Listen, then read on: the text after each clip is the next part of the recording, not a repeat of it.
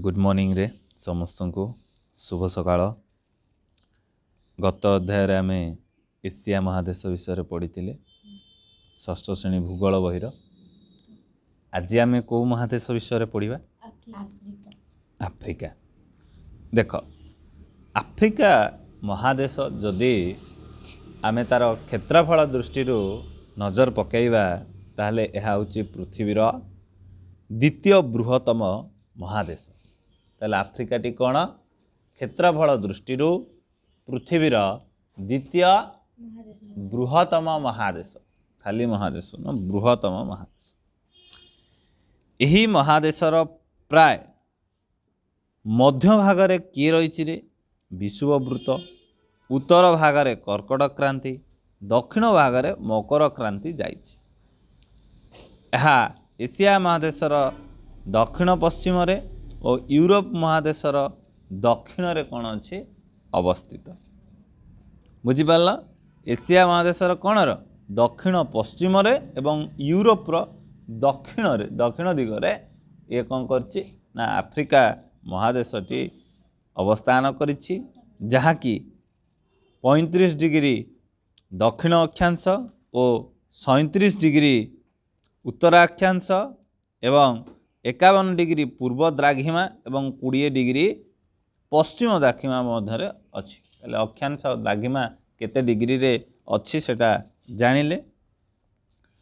Suez canal यह Asia महादेश ठारू विच्छिन्न करियछि। ताले एशिया आ आफ्रिका से मझिरे गोटे केनाल जाइछि जोटा कि अलगा करिछि। सेटा को की केनाल कहा जाए ना सुएज केनाल बोली कहा जाए, जोटा कि एशिया महादेश ठारू आफ्रिका को कौन करछि ना अलगा करिछि, विच्छिन्न करिछि। नजर पकेवा जदि यार पूर्व और दक्षिण रे किए अछि ना भारत महासागर। पूर्व और दक्षिण रे अछि अंटार्कटिका महादेश, पश्चिम रे आटलांटिका महासागर, उत्तर रे भूमध्य सागर एवं उत्तर पूर्व रे लोहित सागर अवस्थित। ये रहिला तार होछि कौन कौठी से अवस्थित एवं ता चारिकड़े कौन कौन अच्छी, अक्षांश और द्राघिमा केते डिग्री रे सी अच्छी, ये सब विषय आमे जानिले। एवं एशिया महादेश ठारू किमिति सी अलगा होइके अच्छी, कहा द्वारा अलगा होइके अच्छी रे? Suez canal. बुझिपारले? कमिंग टू द नेक्स्ट, एबे पढ़िबा तार प्राकृतिक विभाग। जदि आमे एशिया महादेशर उत्तरांचल रे कौन अच्छी ना आटलास पर्वतमाला अच्छी। जदि आमे देखिबा तार प्राकृतिक विभाग गोटे मानचित्र रे, तार आमे ताकू निश्चित भाव में सेठी खोजी पाइबा जे पश्चिमांचल रे आटलास पर्वतमाला अच्छी। आफ्रिका महादेशर समग्र आफ्रिका महादेश अनेक गुड़िए मालभूमि को नहीं गठित। ताले ए संपूर्ण महादेशटी बहुत गुड़े मालभूमि को नहीं गठन कराइछि। सेथिपाई अधिकांश मालभूमि सेठी देखा जाउतबारु एहाकू कौन कहा जाए? मालभूमि पूर्ण देश मध्य कहा जाए। कौन कहा जाए रे? मालभूमि पूर्ण देश। यार उपकूल अंचल, नदी उपत्यका अंचल रे समतल भूमि देखा जाए। समतल भूमि कौट देखा जाए? तार उपकूल अंचल माने समुद्रर बा नदी उपकूलवर्ती अंचल पाखापाखि अंचल एवं नदीर उपत्यका मानकर समतल भूमि देखा जाए। यार उत्तर भागरे पृथ्वीर बृहत्तम उष्म मरुभूमि सहारा अच्छी, जोटा कि तार आफ्रिकार उत्तर भागरे कौ मरुभूमि अच्छी रे? सहारा मरुभूमि, जोटा कि सबुठारु बृहत मरुभूमि।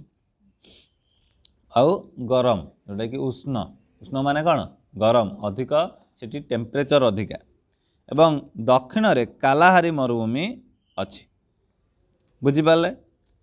ये होची आफ्रिका महादेशर प्राकृतिक विभाग। नजर पकेवा नदी रे।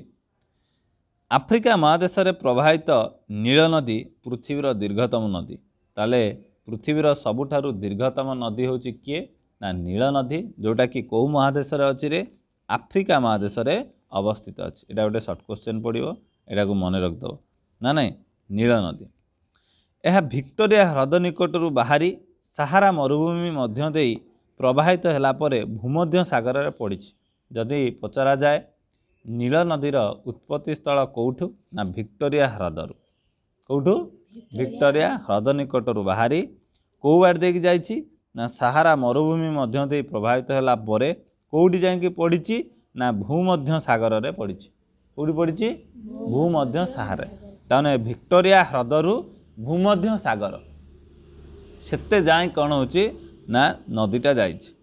ପୃଥିବୀର ସବୁଠାରୁ ଦୀର୍ଘତମ ନଦୀ, ଦୀର୍ଘତମ ନଦୀ ସବୁଠାରୁ ଲମ୍ବା, ନା ନାହିଁ ମହାନଦୀ ଲେଖିଦେଇକି ଚାଲି ଆସିବୁନି ହେଲା। ଆଉ ଓଡ଼ିଶାର ବୃହତ୍ତମ ନଦୀ ହେଲା, ଇଏ ହେଉଛି ପୃଥିବୀର ଯଦି କିଏ ବୃହତ୍ତମ ନଦୀ ଥାଏ ସେ ହେଉଛି କି ନଦୀ?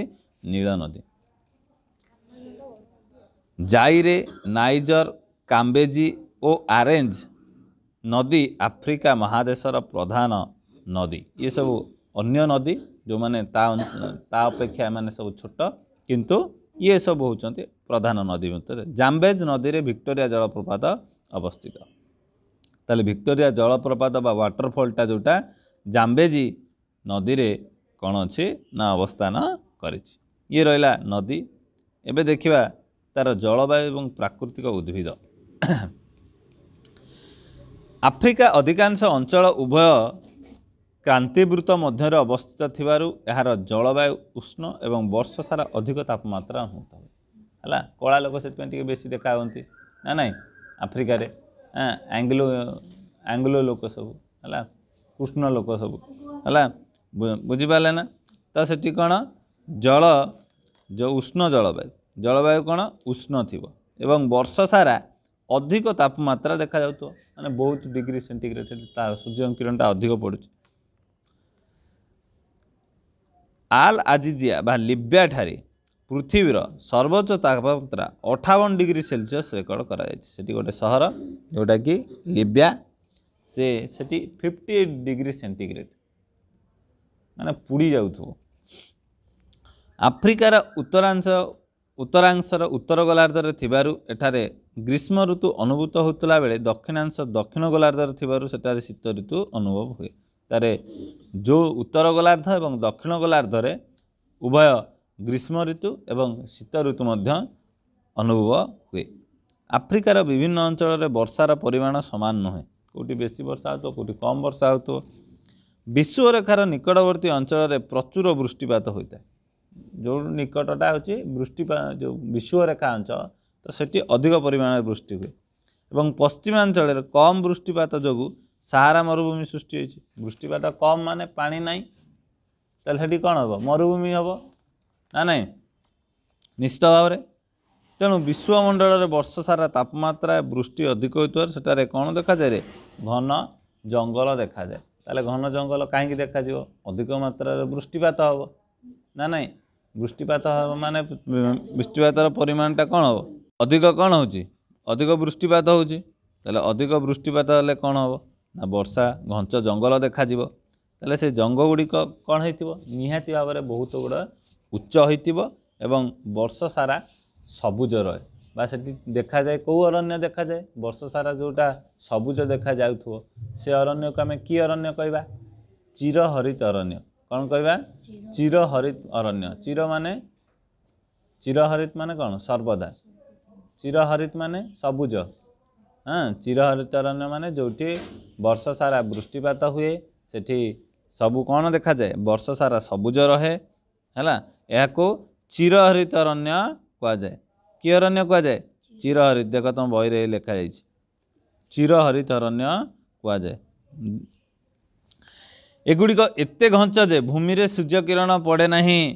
ଗଛ ଗୁଡ଼ିକ ଏତେ ଘଞ୍ଚ ହୋଇଯିବ, ଲାଗିକି ଏତେ ବହଳିଆ ହେଇଥିବ, ସୂର୍ଯ୍ୟ କିରଣ ତଳେ ବି ପଡ଼ିବ ନାହିଁ। ମାତ୍ର ସାହାରା ଏବଂ କାଲାହାରରେ ଉଦ୍ଭିଦ ପ୍ରାୟ ଜନ୍ମେ ନାହିଁ। କାହିଁକି କାଲାହାରୀ ଆଉ ସାହାରାରେ ଉଦ୍ଭିଦ ଜନ୍ମେ ନାହିଁ? କାରଣ ସେଠି ବୃଷ୍ଟିପାତ ନାହିଁ। ଅଧିକ ତାପମାତ୍ରା 58 ଡିଗ୍ରୀ ସେଣ୍ଟିଗ୍ରେଡ୍ ଯଦି ହେବ, ଦେନ୍ ସେଠି ଗଛ ଉଠିବ?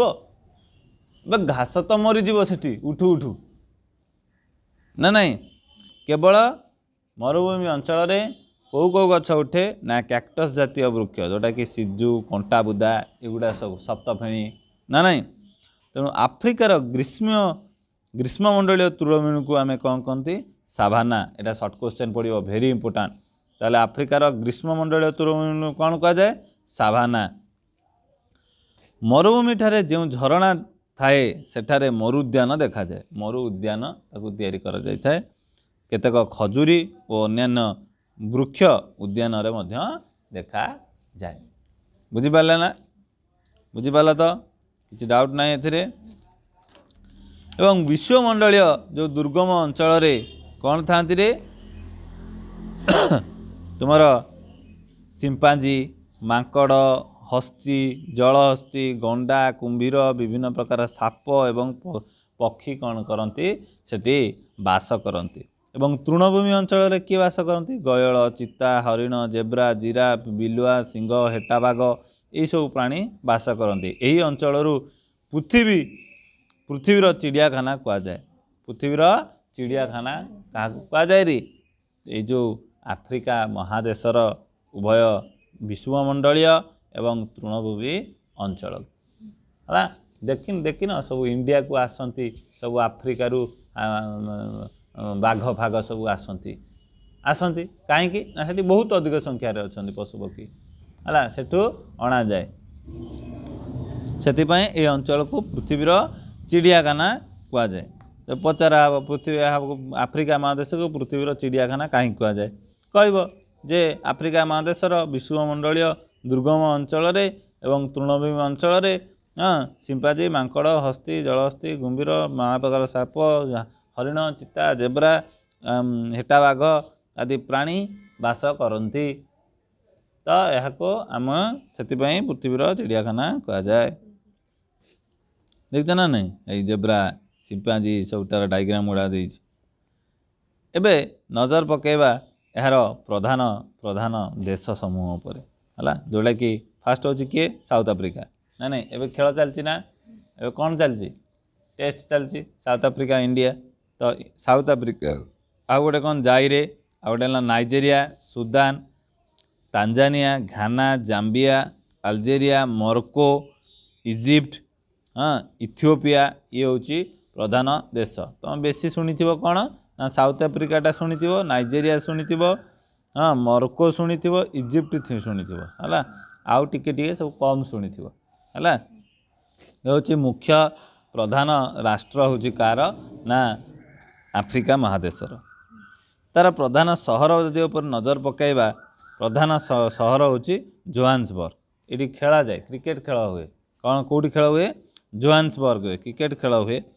है अलेक्जेंड्रिया आदिस अबाबा हाँ पिट्रोरिया काइरो हाँ त्रिपोली खार्तुम लागोस एगुड़ाक सब हूँ तार प्रधान सहर काइरो मिस्र देशर राजधानी एवं आफ्रिका महादेशर बृहत्तम सहर काइरोटा हूँ कौन बृहत्तम सहर आफ्रिका महादेशर एवं यह मिस्र देशर कौन राजधानी मध्य यह मध्य शिल्प वाणिज्य एवं संस्कृतिर सहर सेठी बहुत गुड़े इंडस्ट्री अच्छी एवं बिजनेस मध्य अच्छी सेठी बेसी वाणिज्य कारोबार सेठी हुए एवं कला संस्कृति मध्य सेटारे से सहर रे अच्छी कौ सहर ना काइरो कार सेटा मिस्र देशर राजधानी सेटा आफ्रिका महादेशर बृहत्तम सहर बुझिपारे ये हूँ आफ्रिका महादेशर एक राजनैतिक चित्र बुझिपारे ये कौन मिस्र देशर सब कौन लिखा जाए कबर जो पिरामिड देखा जाए अनेक पिरामिड अच्छी ये पिरामिड गुड़िक कौन पूर्व राजा मानकर कबर स्थली आगे कौन कहती कबर स्थली कबर दिए गोटे गोटे त्रिभुज आकृतिर कौन ट्रायंगल सेप्र कौन करा जाए पिरामिड तैयारी करा जाए ना नहीं एबे देखिबा अधिवासी एवं सेमानकर जीवन यापन प्रणाली सेमाने तांकर जीवन यापन प्रणालीटा किमिति आफ्रिकार साधारणतः आफ्रिकीय एवं अण आफ्रिकीय बास करती अण आफ्रिकीय के जन बास करती है निग्रो माने मुझे पूर्व कही आंग्लो सब निग्रो आफ्रिकार प्राचीन अधिवासी अण आफ्रिकीय माने जो माने आफ्रिकीय नुहति किंतु सेठी रहउचंती से माने ताले किए ना एशिया एवं यूरोप महादेशरू आसी एठारे शह शह वर्ष धरी बास करिसंती आमे तांको कौन कहती ये हूँ जो ଏଠୁ ଜଣ ଇଣ୍ଡିଆରୁ ଯାଇଥିବେ ବହୁତ ଜଣ ଲୋକ ସେଠି 600 ବର୍ଷ ଧରିକି ରହିଯାଇଥିବେ ଆଉ ଆସିବେନି ହେଲା ଆମେ ତାଙ୍କୁ କହନ୍ତି ପ୍ରବାସୀ ଭାରତୀୟ କ'ଣ କହନ୍ତି ପ୍ରବାସୀ ଭାରତୀୟ ଯେମିତି ନ୍ୟୁଜିଲାଣ୍ଡରେ ଖେଳୁଛି ରଚିନ ରବୀନ୍ଦ୍ର ଖେଳୁଛି ସେ ହେଉଛି ଆମ ଭାରତୀୟ କିନ୍ତୁ ସେ ନ୍ୟୁଜିଲାଣ୍ଡରେ ଖେଳୁଛି ସେ ସେଠିକାର ଅଧିବାସୀ ସେଠିକାର ସିଟିଜେନସିପ୍ ନେଇଛି ସେଠି ରହିଗଲେଣି ନା ନାହିଁ ତେଣୁକରି ଇଏ ହେଉଛି ଅନେକ ଏସିଆ ମହାଦେଶ ଏବଂ ୟୁରୋପ ମହାଦେଶରୁ ଆସିକି 100 ବର୍ଷ ଧରି ବାସ କରି ରହୁଛନ୍ତି ତାଙ୍କୁ ଆମେ ଅଣ ଆଫ୍ରିକୀୟ ବୋଲି କହିବା ନୀଳନଦୀର ଉପତ୍ୟକା ଓ ତା'ର ତ୍ରିକୋଣଭୂମି ଅଞ୍ଚଳରେ ମୃତ୍ତିକାର ଉର୍ବର ଏବଂ ଜଳସେଚନ ସୁବିଧା ଥିବାରୁ ଲୋକମାନେ କ'ଣ କରନ୍ତି ଯେଉଁଠି ମୃତ୍ତିକା ଉର୍ବର ଥିବ ଏବଂ ଜଳସେଚନର ସୁବିଧା ଥିବ ସେଠି ଲୋକମାନେ କ'ଣ କରିବେ କୃଷି କାର୍ଯ୍ୟ କରିବେ ଓ ଗୋପାଳନ କରି କ'ଣ କରନ୍ତି ନିଜର ଜୀବିକା ନିର୍ବାହ କରନ୍ତି ଭୂମଧ୍ୟ ସାଗରର ତୀରବର୍ତ୍ତୀ ଅଞ୍ଚଳରେ ଲୋକମାନେ ମଧ୍ୟ ଅଙ୍ଗୁର କମଳା ଲେମ୍ବୁ ଇତ୍ୟାଦି ଫଳ ଚାଷ କରି କ'ଣ କରନ୍ତି ଜୀବିକା ନିର୍ବାହ କରନ୍ତି ତୃଣଭୂମି ଅଞ୍ଚଳରେ ଗୋରୁ ମେଷ ଇତ୍ୟାଦି ପାଳନ କରିଥାନ୍ତି ସୁନା ହୀରା ଇତ୍ୟାଦି ବିଭିନ୍ନ ଖଣି ରବର ଫଳ ଆଦି କୃଷି ଶିଳ୍ପ ବାଣିଜ୍ୟ ଗମନାଗମନ ଆଦି କ୍ଷେତ୍ରରେ ଅନେକ ଲୋକ ନିଯୁକ୍ତି ପାଇ କ'ଣ କରିଥାନ୍ତି ନିଜର ଜୀବିକା ନିର୍ବାହ କରିଥାନ୍ତି ତାହେଲେ ଇଏ ହେଲା ଆମର ତାର ସମ୍ବନ୍ଧରେ ଏସିଆ ଏଇ ଯେଉଁ ଆଫ୍ରିକା ମହାଦେଶ ସମ୍ବନ୍ଧରେ କିଛି ତଥ୍ୟ ଯେଉଁ ତଥ୍ୟ ଗୁଡ଼ିକୁ ମୁଁ ତୁମକୁ କହିଲି ଏବଂ ତାର ଅଭ୍ୟାସ ମଧ୍ୟ ତୁମମାନେ ସବୁ ବସିକି କରିବ ହେଲା ମୋତେ କରିକି ଆଣି ଦେଖେଇବ କାଲି ବୁଝିପାରିଲ ନାହିଁ ଆମେ ପରବର୍ତ୍ତୀ କ୍ଲାସ୍ରେ ଆମେ ଉତ୍ତର ଆମେରିକା ବିଷୟରେ ଆମେ ପଢ଼ିବା ବୁଝିହେଲା ଆଜି ପାଇଁ ଏତିକି ଏ କ୍ଲାସ୍ଟି ଏଇଠି ସରିଗଲା ନେକ୍ସଟ କ୍ଲାସ୍ରେ ଉତ୍ତର ଆମେରିକା ପଢ଼ିବା ଯେଉଁମାନେ ଚ୍ୟାନେଲକୁ ନୂଆ କରି ଆସୁଛନ୍ତି କାଇଣ୍ଡଲି ଗୋଟେ ଲାଇକ୍ କରନ୍ତୁ ଏବଂ ସେୟାର କରନ୍ତୁ ଯେଉଁମାନେ ପ୍ରଥମ ଥର କରି ଦେଖୁଛନ୍ତି ସେମାନେ ଚ୍ୟାନେଲକୁ କାଇଣ୍ଡଲି ସବସ୍କ୍ରାଇବ୍ କରିବାକୁ ଭୁଲିବେନି ଥ୍ୟାଙ୍କ ୟୁ ଜୟ ଜଗନ୍ନାଥ